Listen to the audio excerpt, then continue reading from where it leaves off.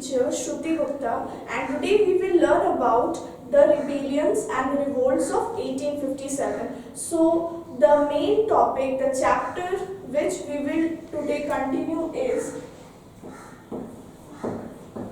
resistance and rebellion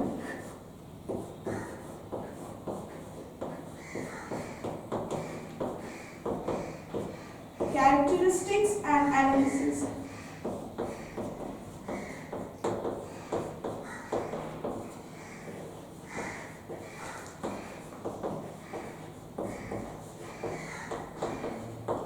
So it is the most important chapter of history. So what we have discussed in the last day is, last day हम लोगों ने जो discuss किया था कि 1857 revolt कैसे हुआ। तो मैं एक बार वापस से उस बैकग्राउंड को आप लोग के सामने में एक्सप्लेन करना चाहूँगी, अगर आप लोग भूल गए हो तो, कि 1857 रिवोल्ट के पहले का बैकग्राउंड अराउंड 1600 ब्रिटिश ने इंडिया को कैप्चर करने के लिए बिजनेस, यहाँ पे ट्रेडिंग स्टार्ट किया था। तो आप लोगों को मैंने बताया था किस किस चीज़ का ट्रेडिंग हुआ था। मेन एक्सपोर्ट इंपोर्ट में जो चीज़ होता था वो था silk, tobacco, spices, T, coffee, specially Indigo. तो इंडिगो क्या था? इंडिगो हम लोग बोलते हैं जिसको हम लोग ब्लू बोलते हैं, ठीक है। आप लोग को पता होगा कि Indigo is a cash crop. Basically British करते थे कैश क्रॉप का ट्रेडिंग, जिससे उन लोग का प्रॉफिट ज़्यादा हो। So what is Indigo? You have heard what is shifting cultivation. Shifting cultivation क्या है? शिफ्टिंग, ये जो वर्ड है शिफ्टिंग, शिफ्टिंग का मतलब क्या होता है? एक जगह से दूसरी जगह शिफ्ट करना, एक जगह से दूसरी जगह पे जाना।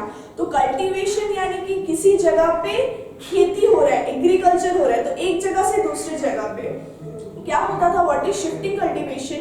एक बैरन लैंड होता था, there will be a barren land, एक खाली जगह, बहुत बड़ा लैंड, उसको पहले क्या करते थे? जलाते थे, ओके। फिर उसके बाद उस पे एग्रीकल्चर करते थे, स्पेशली कैश क्रॉप्स का।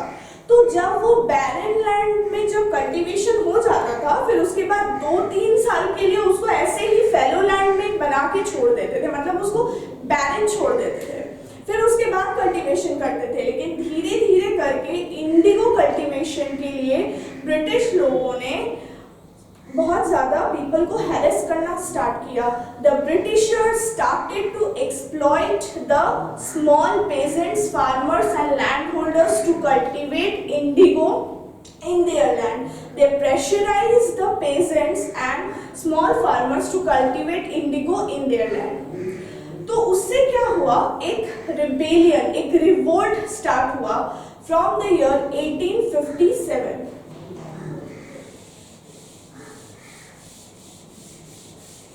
1857 में जो रिवोल्ट स्टार्ट होता है, that will be called 1857 revolt. The main and the important question which came in your examination is, what is the difference between rebellion, revolt and uprising? Difference क्या है? What is revolt, what is rebellion and what is uprising? तो revolt का मतलब क्या होता है? यहाँ पे आप लोग देखो, एक छोटा सा ग्रुप ऑफ पीपल जो जिसका हेड होता है, उसके साथ में कुछ ग्रुप ऑफ पीपल, कुछ लोग मिलके किसी के अगेंस्ट में जाते हैं, या कोई भी रूल्स एंड रेगुलेशन या किसी भी प्लान को स्टॉप करने में रहते हैं, उसको बोलते हैं revolt. What is rebellion? Rebellion बहुत वाइड स्प्रेड चीज होता है, जो पूरा एक कंट्री लेके होता है, या फिर पूरा एक स्टेट लेके होता है, सिटी लेके होता है, जहाँ पे lots of people involve in a particular idea, they support a particular idea and they follow their leaders ideas. That will be called rebellion, जो बहुत सारे लोग एक साथ मिलके करते हैं। And what is uprising? Uprising का मतलब होता है जो सडन किसी भी चीज में चेंज आना, किसी भी प्लानिंग में या फिर किसी भी रूल्स एंड रेगुलेशंस में अचानक से एक sudden change, a sudden plan of change, उसको बोलते हैं अपराइजिंग। तो यहाँ पे आप लोग को क्लियर हो गया ना कि what is the meaning of revolt, rebellion and uprising. तो 1857 को हम लोग रिवोल्ट बोलेंगे, रिबेलियन बोलेंगे, अपराइजिंग भी बोलेंगे। 1857 में हम लोग को ये तीनों देखने को मिला था। We can see revolt, rebellion as well as uprising in the year 1857। तो 1857 ही इम्पोर्टेंट क्यों है हमारे हिस्ट्री के लिए? क्योंकि इन the year 1865 the government passed the Forest Act law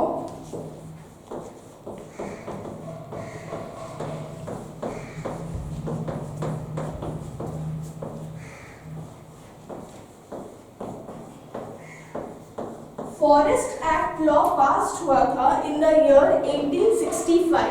तो व्हाट इज 1865 रिवोल्ट? 1865 के पहले क्या हुआ कि गवर्नमेंट ने बाउंड होके 1865 का फॉरेस्ट एक्ट लॉ पास किया। बहुत सारा रिबेलियंस हुआ। फर्स्ट जो रिबेलियन हुआ दैट इज नोन एज चुआ रिबेलियन।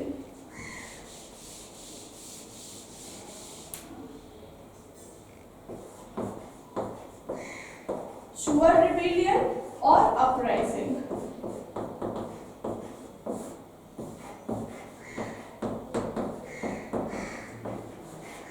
चुआ रिबेलियन भी बोल सकते हैं या अपराइजिंग भी बोल सकते हैं हम लोग। तो rebellion and uprising, you very well know the differentiation between rebellion and uprising. तो यहाँ पे क्या हो रहा है? चुआ रिबेलियन या अपराइजिंग। तो आप लोग क्वेश्चन कर सकते हो, मैम आपने बोला कि रिबेलियन अलग होता है एंड अपराइजिंग अलग होता है। डेफिनेटली रिबेलियन एंड अपराइजिंग अलग अलग होता है, लेकिन यहाँ पे क्या हो रहा है? बहुत सारे लोग, बहुत सारे स्मॉल फार्मर्स, पेजेंट्स एक साथ रिवोल्ट भी कर रहे हैं और यहाँ पे वो लोग एक क्विक चेंज का एक्सपेक्टेशंस भी रख रहे हैं। चुआ रिबेलियन में क्या हुआ था? चुआ रिबेलियन में हुआ था कि there will be a lot of small peasants and farmers. They have lot of property, land to cultivate. So British force them to cultivate indigo in their lands. तो अभी थोड़े देर पहले मैंने आप लोग को बोला कि इंडिगो किसी भी लैंड में कल्टीवेट करने से क्या होता है? वो लैंड धीरे धीरे करके खराब हो जाता है, उसमें फिर हम लोग दूसरा किसी भी क्रॉप का कल्टीवेशन नहीं कर पाते हैं। So the British forced the small peasants and the laborers to cultivate only indigo in their lands. The small peasants and the farmers were oppressed by the Britishers. They go against the British and there rise a revolt in Chua region, especially in Manbhum and Birbhum. Okay? तो राजा जो थे तालबुन के, उन्होंने क्या किया? Tribal people, ये जो tribal people है, आदिवासी ट्राइबल पीपल, हम लोग किसको बोल रहे हैं?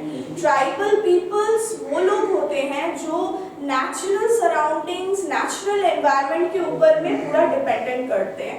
The tribal peoples are those peoples who wholly dependent on the natural surroundings and the natural environment and the climate. For instance, they mainly depends upon the fruits, the vegetables, the cultivation, the cultivated crops, wheat, barley, rice, which they grow. जो tribal peoples होते हैं वो specially forest में रहते हैं। Tribal का मतलब ही होता है फॉरेस्ट रिलेटेड। तो फॉरेस्ट में हम लोग को क्या मिलता है? सब नेचुरल चीजें मिलती हैं, हमें फ्रूट्स मिलते हैं, वेजिटेबल्स मिलते हैं, सब कल्टीवेटेड होता है, जो उगाया जाता है, जो कल्टीवेट किया जाता है। तो ट्राइबल्स एंड आदिवासी पीपल्स उसी को बोलते हैं जो फॉरेस्ट में रह के खुद कल्टीवेट करते हैं और वही सब चीज खाते हैं। तो जब ब्रिटिशर्स ने उनके ऊपर पे लैंड टैक्स करना शुरू कर दिया, लैंड का जो टैक्स, जब वो लोग एग्रीकल्चर कर रहे हैं तो वो लोग थोड़ा इंटीरियर में रह के कर रहे हैं, फॉरेस्ट एरिया में, तो उन लोगों को कोई टैक्स नहीं देना पड़ रहा था। लेकिन when the Britishers imposed tax on them, land tax, especially land tax on them, they started revolt against the Britishers. तो अब क्या किया, चुआर रेवोल्यूशन स्टार्ट हुआ इन द ईयर 1786। ठीक है, 1786 में चुआर रिबेलियन या चुआर अपराइजिंग स्टार्ट होता है। इसमें क्या हुआ था, ब्रिटिशर्स ने लैंड टैक्स दिया ट्राइबल पीपल के ऊपर में, चुआर पीपल के ऊपर में। तो डालभूम में पेजेंट्स ने, स्मॉल पेजेंट्स एंड फार्मर्स ने रिवोल्ट करना स्टार्ट किया ब्रिटिशर्स के ऊपर में। तो ब्रिटिशर्स ने क्या किया, अब ब्रिटिशर्स, अब ये लोग ट्राइबल पीपल्स थे चुआर, है ना। तो अब ट्राइबल पीपल के पास में उतना वेपन्स, उतना मॉनेटरी हेल्प कौन करने वाला था, कोई करने वाला नहीं था। They are basically agriculturalist. Tribal peoples और we can say adivasis are basically agriculturalist. तो उन लोग को हेल्प करने वाला कोई नहीं था, बट उन लोगों ने रिवोल्ट किया जब उनके ऊपर में लैंड टैक्स बढ़ा। तो वो लोग टैक्स कहाँ से दे पाएंगे, उतना पॉसिबल नहीं था उन लोग के लिए देना। तो वो लोगों ने ब्रिटिशर्स के ऊपर में रिबेलियन, रिवोल्ट स्टार्ट किया, लेकिन ब्रिटिशर्स ने उनको हरा दिया। वो लोग उनके ऊपर में रिवोल्ट नहीं कर पाए। धीरे धीरे करके जब ये वाला चीज चुआर के साथ साथ धीरे धीरे कोल ट्राइब, हर एक ट्राइबल पीपल का अलग अलग ट्राइब होता है। ट्राइब यानी कि ट्राइबल पीपल। अब आते हैं हम लोग कोल अपराइजिंग में। What is Kol uprising? तो यहाँ पे आप लोग देख रहे हैं ना, किसी ईयर में रिवोल्ट हो रहा है, किसी ईयर में रिबेलियन हो रहा है, किसी ईयर में अपराइजिंग हो रहा है। अभी हम लोगों ने देखा चुआर रिबेलियन, जिसको हम लोग अपराइजिंग भी बोलते हैं। अब हम लोग देखेंगे कोल रिवोल्ट। तो आप लोग मेरे से पूछ सकते हो कि कोल रिवोल्ट क्यों है मैम, रिबेलियन या अपराइजिंग क्यों नहीं है? तो कोल रिवोल्ट इसलिए है क्योंकि ये जो कोल ट्राइब था, ये स्मॉल पीपल, मतलब कुछ लोगों का ही एक साथ ग्रुपिंग होके ब्रिटिशर्स के अगेंस्ट में एक रिवोल्ट किया गया। तो that is revolt. Small number of people create revolt. Okay, तो अब जो रिवोल्ट हो रहा है दैट इज कोल ट्राइब। कोल के साथ भी ब्रिटिशर्स ने ऐसा ही किया, प्रेशर किया। पहला first point, to cultivate indigo, only cultivate indigo. क्यों? क्योंकि मैंने आप लोग को बार बार ये चीज बोला है और ये आप लोग के क्वेश्चंस में भी आ सकता है। What is the, या name the main cash crop which the Britishers forced the small peasants to cultivate in their land? तो इसका आंसर क्या होगा? सिर्फ और सिर्फ इंडिगो। इंडिगो एक ऐसा कैश क्रॉप था, मैं वापस से रिपीट कर रही हूँ, जिससे ब्रिटिशर्स को बहुत ज़्यादा प्रॉफिट होता था। द ओनली कैश क्रॉप जिसका ट्रेडिंग करके ब्रिटिशर्स को बहुत ज़्यादा प्रॉफिट होता था। इसके वजह से ब्रिटिशर्स स्मॉल पेजेंट्स को इंडिगो का कल्टीवेशन करने के लिए बोलते थे। तो पूरा आगे का भी जो हम लोग revolts and rebellion and uprisings देखेंगे, वो सब कुछ बेसिकली लैंड के ऊपर में होगा। क्यों? क्योंकि ट्राइबल पीपल को फॉरेस्ट और लैंड, यही दोनों उन लोगों को चाहिए था। वो लोग अदर बाहर के सराउंडिंग्स में जाके किसी और का प्रॉपर्टी लेके या उसमें कल्टीवेशन, वो लोग ऐसा नहीं करते थे। ट्राइबल पीपल या specially we can say adivasis, they only cultivate in their own land, they are peace loving people. वो लोग दूसरे के लैंड में जाके कुछ नहीं करते थे, खुद कल्टीवेट करते थे और उसी पे डिपेंडेंट रहते थे और उसी को कल्टीवेट करके खाते थे। तो नाउ अब जो कोल ट्राइब आ रहा है, ये भी एक ग्रुप था जो रिवोल्ट क्रिएट किया, स्मॉल ग्रुप ऑफ पीपल ने ब्रिटिश के अगेंस्ट में जाके। ब्रिटिश ने उनको भी लैंड टैक्स देने के लिए बोला, वो लोग नहीं दे पाए, उनका प्रॉपर्टी सीज कर लिया। Britishers seize their agricultural lands and raise the land tax of their land and again force them to cultivate indigo in their land. तो कोल ट्राइब में भी ये हुआ कि ब्रिटिशर्स के अगेंस्ट में कोल पीपल गए, लेकिन उन लोगों ने ब्रिटिश के साथ वो लोग उतना फाइट नहीं कर पाए। They were unable to fight with the British because of their modern techniques, modern weapons and financial armed forces। अब क्या हुआ, ब्रिटिशर्स ने जब देखा कि धीरे धीरे करके सब मेरे अगेंस्ट में आ रहे हैं, the Britishers hired some zamindars, landlords and tax collectors। तो जिन लोगों को ब्रिटिशर्स ने हायर किया था, जमींदार, टैक्स कलेक्टर्स, इन लोगों ने, ये लोग ब्रिटिश के अंडर में आ गए। अब ये लोग क्या करेंगे, जो ब्रिटिश बोलेंगे इन लोग को वही करना पड़ेगा। तो the zamindars started to seize the property of the small peasants and the farmers। Zamindars ने क्या किया, जो छोटे एग्रीकल्चरलिस्ट थे, फार्मर्स थे, उनका प्रॉपर्टी धीरे धीरे करके हड़प करना, सीज करना स्टार्ट कर दिया और उन लोग को पैसा देना बंद कर दिया। या जमींदार्स अपने जमीन में उन लोग से खेती करवाते थे और उन लोग को पैसा नहीं देते थे। धीरे धीरे करके इन द ईयर 1855 में आया Santal rebellion. This portion, Santal revolt और rebellion,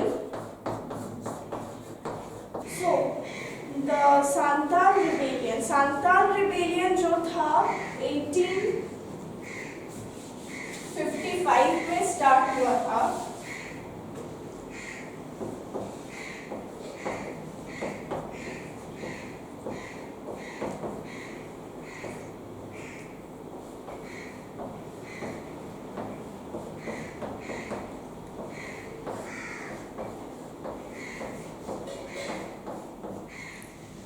In the year 1855, Santal rebellion और सांताल रिवोल्ट took place।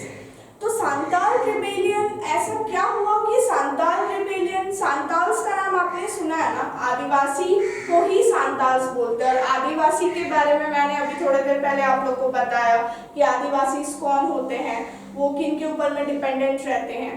तो सांताल रिबेलियन 1855 में जो स्टार्ट हुआ वो क्यों हुआ, ऐसा क्या हुआ कि सांताल रिबेलियन स्टार्ट हुआ। Santals were a group of people, a community of tribal people, जो अपने ही लैंड में एग्रीकल्चर करके उन पे डिपेंडेंट रहते थे। आफ्टर द कोल रिबेलियन धीरे धीरे करके, मैंने अभी बताया आपको कि ब्रिटिशर्स ने जमींदार, लैंडलॉर्ड्स, इन लोगों को अपने अंडर में कर लिया। अब इन लोगों ने, जमींदार, लैंड ओनर्स ने क्या किया, इन सांताल्स के ऊपर में बेसिकली चार्जेस लगाना शुरू किया। What kind of charges that were, कि उन लोग को एग्रीकल्चरल के ऊपर में एक फिक्स्ड अमाउंट ऑफ टैक्स देना पड़ेगा। सांताल्स खुद उतना अच्छा से नहीं रह पाते थे फाइनेंशियली, उन लोग जंगल में रहते थे, tribal people, they were the tribal people, how they can manage for their livelihood, livelihood he manage करना उन लोग के लिए बहुत डिफिकल्ट हो रहा था। तब भी वो लोग के ऊपर में हाई लैंड चार्जेस लगा, मतलब 50% से लेके 500% तक, 50% से 500% तक का लैंड टैक्स उनके ऊपर, सांताल्स के ऊपर में ब्रिटिशर्स ने लगाया। Santals started to revolt against the British. British के अगेंस्ट में सांताल्स ने रिवोल्ट करना धीरे धीरे करके शुरू किया। Main leaders of the Santal rebellion were Sidhu and Kanu।